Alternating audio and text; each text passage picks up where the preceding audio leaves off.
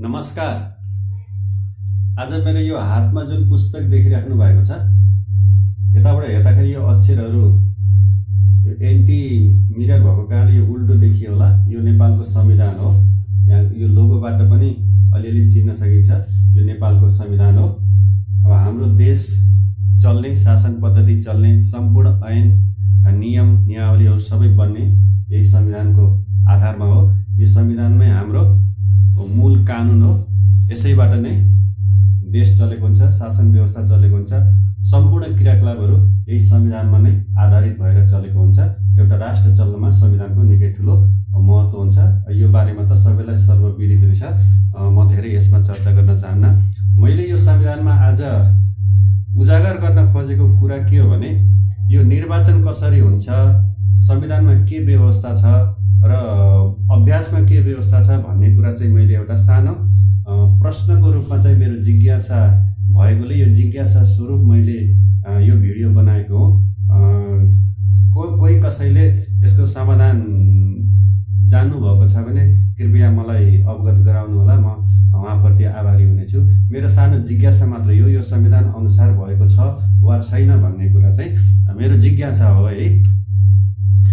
यो हाम्रो नेपालको संविधानको भाग 8 को धारा 83 मा यो सङ्घीय व्यवस्थापिका भन्ने चाहिँ धारा छ। यस्तो व्यवस्था गरिएको छ। यसमा प्रतिनिधि सभा र राष्ट्रिय सभा नामका दुई सदन सहितको एक सङ्घीय व्यवस्थापिका हुनेछ, जसलाई सङ्घीय संसद भनिनेछ भन्नेको छ। यो धारा 83 मा मैले प्रश्न उठाउन खोजेको होइन। राष्ट्रिय सभा र प्रतिनिधि सभा त्यो ठिकै हो। मेरो प्रश्न चाहिँ यहाँ प्रतिनिधि सभामा हो कि प्रतिनिधि सभामा सांसदहरू रोज्ने क्रममा चाहिँ एउटा प्रत्यक्ष निर्वाचित द्वारा हुन्छ। पहिलो हुने निर्वाचन प्रणाली अन्तर्गतका सांसदहरू बन्छन् जितेर जाने, जसले सबैभन्दा बढी मत ल्याउनुहुन्छ उहाँ बन्नुहुन्छ भने अर्को व्यवस्था छ, समानुपातिक व्यवस्था गरिएको छ। प्रतिनिधि सभाको गठन हेर है, यो चाहिँ धारा 84 मा प्रतिनिधि सभामा देहाय बमोजिमका 275 सदस्य रहनेछन् भन्ने व्यवस्था गरेको छ। हाम्रो संविधान अनुसार चाहिँ प्रतिनिधि सभामा 275 जना हुने व्यवस्था गरिएको छ। त्यो 275 जनामा एउटा प्रत्यक्ष निर्वाचित अन्तर्गत सबैभन्दा बढी मत ल्याउनेले द्वारा हुने त्यो 165 जना, अर्को चाहिँ समानुपातिकबाट 110 जना गरेर दुईटा व्यवस्था गरिएको छ। मेरो जिज्ञासा के हो भने निर्वाचनमा सांसदको निर्वाचनमा उम्मेदवारी दिने निर्वाचन आयोगमा दर्ता भएका राजनैतिक पार्टीहरूले पनि दर्ता दिन्छन्। निर्वाचन आयोगमा दर्ता नभएका प्रत्येक स्वतन्त्र व्यक्तिले पनि आफ्नो स्वतन्त्रतापूर्वक निर्वाचनमा उम्मेदवारी दिन पाउने नैसर्गिक अधिकार छ। सबैले उम्मेदवारी दिन पाउँछन्।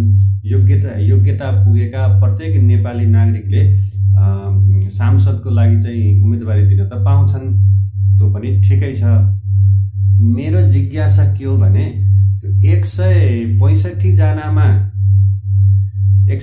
जनामा पार्टीहरूले पनि उम्मेदवारी दिन्छन् भने स्वतन्त्रहरूले पनि व्यक्तिगत रूपमा उम्मेदवारी दिन पाउँछन्। 165 जनामा त पाउने भए होइन, त्यो त देखिन्छ, न्यायोचितै देखिन्छ। तर जुन 110 जना छन् नि, 275 मा त 165 ले मात्रै त सङ्ख्या पुग्दैन। 110 वटा पनि सिट छ।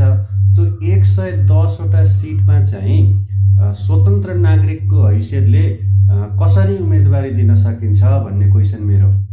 यदि न्यायोचित हो, सबैलाई समान अवसर दिएको छ, पार्टीलाई बराबर प्रत्येक नागरिकलाई उम्मेदवारी दिने अधिकार राखिएको छ भने 110 वटा सिट चाहिँ नागरिकको लागि किन ढोका बन्द गरिएको छ भन्ने मेरो प्रश्न। यो प्रश्नको सही जवाब जो कसैले पनि जान्नु भएको छ, संविधानको ज्ञाता हुनुहुन्छ भने कृपया मलाई दिनुहोस्। मैले यो एउटा प्रश्न उठाएको मात्रै हो, उजागर मात्रै गरेको हो।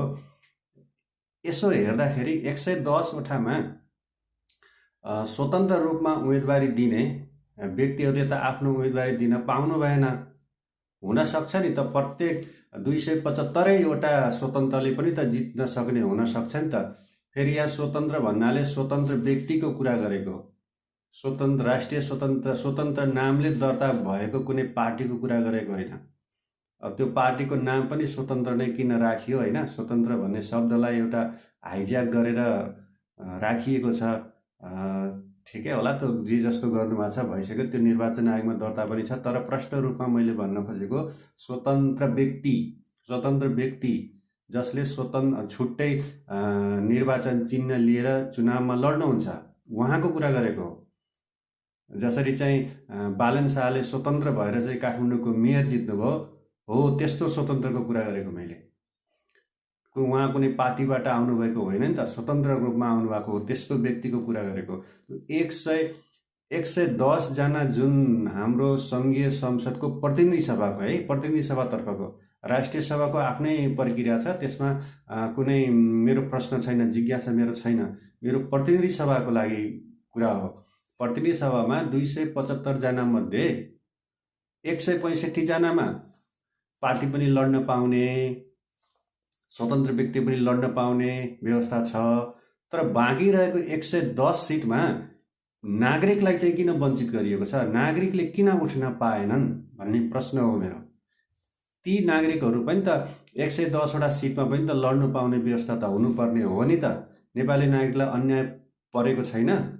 दलहरूलाई पहिलो प्राथमिकता दिएको छ, नागरिकलाई चाहिँ त्यो 110 सिटमा जानलाई वञ्चित गरिएको छ। यो वञ्चित किन गरियो, कसका लागि गरियो? यो न्यायपूर्ण छ? नेपाली जनतालाई न्याय दिएको छ भन्ने मेरो जिज्ञासा हो। यो मेरो हातमा संविधान छ। जो कसैले पनि यसको बारेमा जान्नुभएको छ भने मलाई कृपया बुझाउने प्रयास गर्नुहोला। हस्त, नमस्कार।